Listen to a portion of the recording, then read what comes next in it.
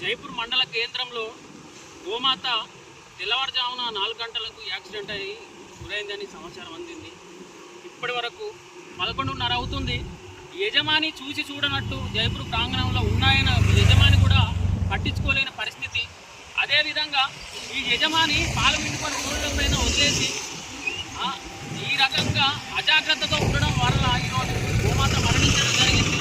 దయచేసి యజమానులు ఎవరైతే ఆవులు పెంచుకుంటున్నారో ఇంటి ప్రాంగణంగా కట్టేసుకొని వాటికి కాపలదారులను పెట్టి ఇంటి ప్రాంగణంగా కట్టేసుకున్నట్టయితే ఈ విధంగా రోడ్లపై కట్టి యాక్సిడెంట్లకు గురి కాకుండా ఉండేది.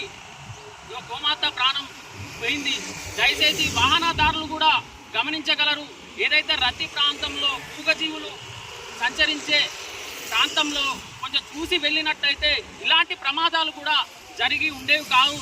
దయచేసి ప్రభుత్వ యంత్రాంగం కూడా ఎవరైతే ఈ మూగజీవులని పాపం వీటికి తెలియదు, మేము రోడ్డుపైకి వెళ్తే యాక్సిడెంట్ గురయ్యి ప్రమాదం గురయ్యి మా ప్రాణాలు కోల్పోతాయని మూగజీవులకు తెలియదు.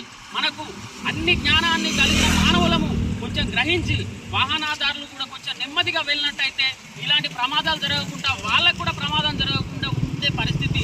దయచేసి ఇక నుంచి అయినా గవర్నమెంట్ కానీ పోలీసు యంత్రాంగం కానీ ఇలాంటి వాళ్ళు ఇంకొకసారి వాళ్ళు జరగకుండా వాళ్ళపై యజమానులు ఎవరైతే ఉన్నారో అజాగ్రత్తగా ఎవరైతే యజమానులు పశువులు తెచ్చుకుంటున్నారో వారిపై కఠిన చర్యలు తీసుకోవాలని BHP కోరడం జరుగుతుంది.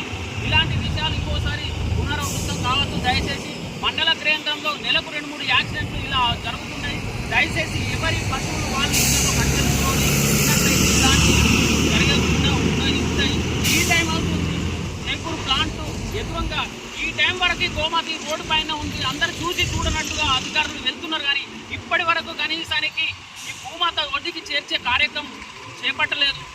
మేము మాకు సమాచారం అందిన వెంటనే ఇక్కడికి వచ్చి మా గోసేవకులము గోమాత ఒడికి చేరే కార్యక్రమంలో మేము నిమగ్నం ఉన్నాము.